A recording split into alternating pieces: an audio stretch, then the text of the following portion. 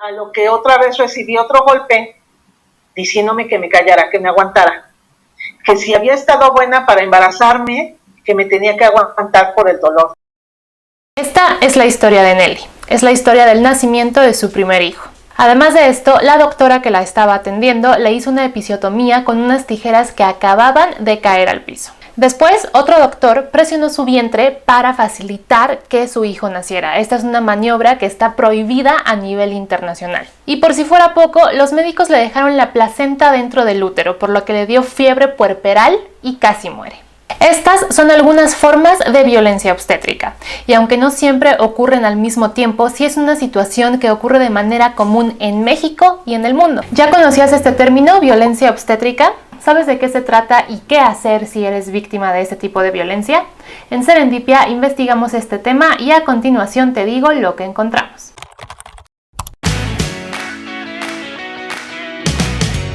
Consiste en cualquier acción u omisión por parte del personal del Sistema Nacional de Salud que cause un daño físico y o psicológico a las personas que cursan un embarazo, parto o puerperio. Además de esto, que es lo que nos dijo en entrevista a Verónica Esparza, investigadora de GIRE, la violencia obstétrica se puede manifestar de diferentes maneras. Por ejemplo, puede tratarse de comentarios humillantes, de gritos, de castigos porque la persona que está dando a luz está llorando. Puede tratarse de personas que son sometidas a procedimientos innecesarios como cesáreas o episiotomías cuando no hay una razón médica para hacerlos. Y puede tratarse también de esterilizaciones sin el consentimiento de las personas.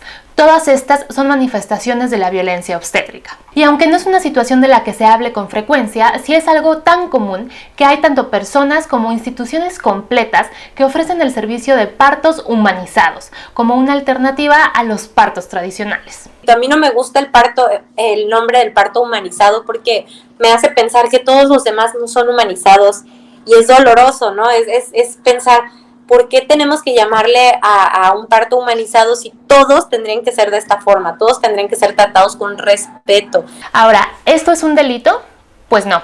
A nivel federal, esto no está tipificado como un delito y no está en el Código Penal Federal. A nivel local, hay 5 entidades que lo han tipificado, que son Chiapas, el Estado de México, Guerrero, Quintana Roo y Veracruz. En estas entidades, las penas van desde medidas reeducativas hasta prisión e inhabilitación a los profesionales de la salud. Y en Aguascalientes, la violencia obstétrica está incluida en el Código Penal, pero se refiere a ella como responsabilidad profesional médica y su descripción coincide con estas agresiones. La norma oficial mexicana ONOM 007 del año 2016 es otro marco legal que existe en México y que habla sobre violencia obstétrica. De hecho, todas las acciones que son consideradas violencia obstétrica van en contra de lo que establece esta norma. Y además de no estar tipificada en el Código Penal Federal, tampoco está incluida en la Ley General de Acceso de las Mujeres a una vida libre de violencia. Esto se intentó legislar en 2019, se intentó incluir en esta ley y de hecho fue aprobado en la Cámara de Diputados, pero la iniciativa después se congeló en el Senado de la República, así que hasta ahora tampoco está en esta ley. Esto lo que quiere decir es que la violencia obstétrica no es penalizada a nivel federal. No hay una normativa que diga que esto es un delito y que estas acciones del personal de salud constituyen un delito e impiden el acceso de las mujeres a una vida libre de violencia, aunque en la práctica eso es lo que sucede, solamente que pues no hay castigos. Ok, ahora vamos a hablar sobre los datos que existen en México sobre violencia obstétrica. Y algo muy importante que hay que decir sobre este tema es que la encuesta más reciente que realizó el INEGI sobre violencia obstétrica es de 2016 y lo que mide es la proporción de mujeres que reportan incidentes de este tipo, pero solamente entre los años 2011 y 2016. Como les digo, esto es lo más reciente que existe en el país. Entonces también estamos hablando de que hay una falta importante de datos sobre este tema. Ahora, lo que nos dice la encuesta nacional sobre la dinámica de las relaciones en los hogares es que entre 2011 y 2016, 33.41% de las personas de 15 a 49 años que dieron a luz fueron víctimas de violencia obstétrica. Y el tipo de agresión más reportada fueron gritos o regaños por parte del personal de salud, con 11.2% del total, seguido por todos los otros tipos de incidentes, como que sufrieron retrasos en la atención médica, las ignoraron cuando preguntaban sobre su parto o su bebé, las obligaron a parir en posiciones molestas o les practicaron una cesárea sin su consentimiento. Después, si pasamos a ver cómo está la situación por entidad, vemos que el Estado de México es la entidad con más incidentes. Aquí 4 de cada 10 personas fueron dañadas física o psicológicamente cuando dieron a luz.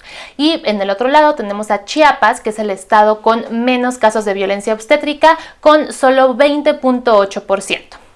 Y también podemos ver en qué lugares o en qué instituciones es más frecuente este tipo de violencia. Y de acuerdo con la encuesta del INEGI, el Instituto Mexicano del Seguro Social, el IMSS, es el prestador de servicios de salud con más incidentes. Aquí 40 de cada 100 personas reportaron incidentes de violencia obstétrica. Y en el otro extremo tenemos los partos en casa, con parteras o curanderas, en donde, de acuerdo con esta encuesta, solo en 4 de cada 100 casos hubo un incidente de violencia obstétrica.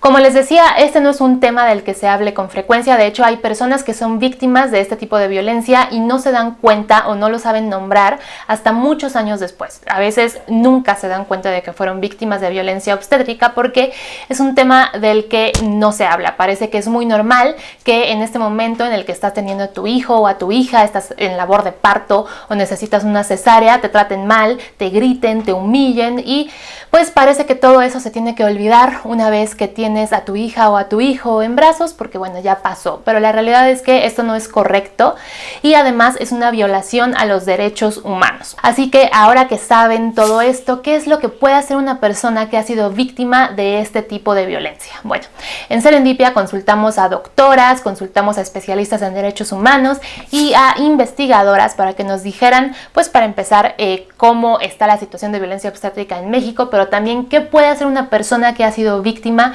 de violencia obstétrica. Todas estas entrevistas las pueden leer con detalle en el reportaje que publicamos en Serendipia. El enlace se los estoy dejando en la descripción de este video, pero les voy a contar las principales recomendaciones que nos dieron. Lo primero que puede hacer una persona que fue víctima de violencia obstétrica es acudir al área administrativa del hospital y presentar una queja. Por las entrevistas que hicimos con personas que fueron víctimas de este tipo de violencia, vemos que a veces los hospitales desestiman este tipo de quejas, pero esta sería la primera instancia, el primer paso que puedes tomar para quejarte de este tipo de violencia. Después se puede tramitar una demanda de amparo ante un juez federal para que ordene que la institución en donde ocurrió esto no vulnere los derechos humanos. Y si este tipo de violencia está tipificado en la entidad en la que vives, que como les dije son solamente 6 entidades en todo el país, pues puedes proceder de manera penal, pero si no está tipificada en tu entidad no es posible seguir este camino. Pero otra opción que queda es acudir a la Comisión Nacional de Derechos Humanos, presentar ahí una queja y pues son procesos bastante tardados, pero también es importante denunciar este tipo de violencia porque precisamente, como ya dije 2 o 3 veces, no es un tema del que se hable mucho, no es un tema que sea muy denunciado, entonces mientras más se denuncie, pues más va a estar en el ojo público y más se va a saber que esto sucede y que no tendría por qué suceder. También es muy importante decirles que existen organizaciones feministas, organizaciones que trabajan con mujeres, como por ejemplo GIRE, en donde trabaja Verónica Esparza, con quien hablamos para este reportaje, que brindan también asesoría en este tipo de temas. En la descripción de este video les voy a dejar los datos de contacto de GIRE por si quieren contactarlas por algún caso de este tipo de violencia, porque ellas les pueden brindar asesoría muy completa para seguir un procedimiento de queja o saber qué hacer ante este tipo de violencia. Y hemos llegado al final de este video. Este es un resumen de la investigación mensual que publicamos en Serendipia. Si quieren ver todas las gráficas que tenemos, las visualizaciones, las ilustraciones también que tenemos y leer las historias tanto de víctimas como las recomendaciones y las opiniones de médicas, de investigadoras y de expertas en derechos humanos, les recomiendo que le den clic al enlace que les estoy dejando en la descripción del video y lean el reportaje completo. Esperamos que este reportaje pueda servir para dar a conocer esta situación, para dar a conocer que existe la violencia obstétrica, que el hecho de que te traten así los médicos, las médicas, los enfermeros, las enfermeras, incluso el personal administrativo de un hospital cuando estás dando a luz no es una situación normal.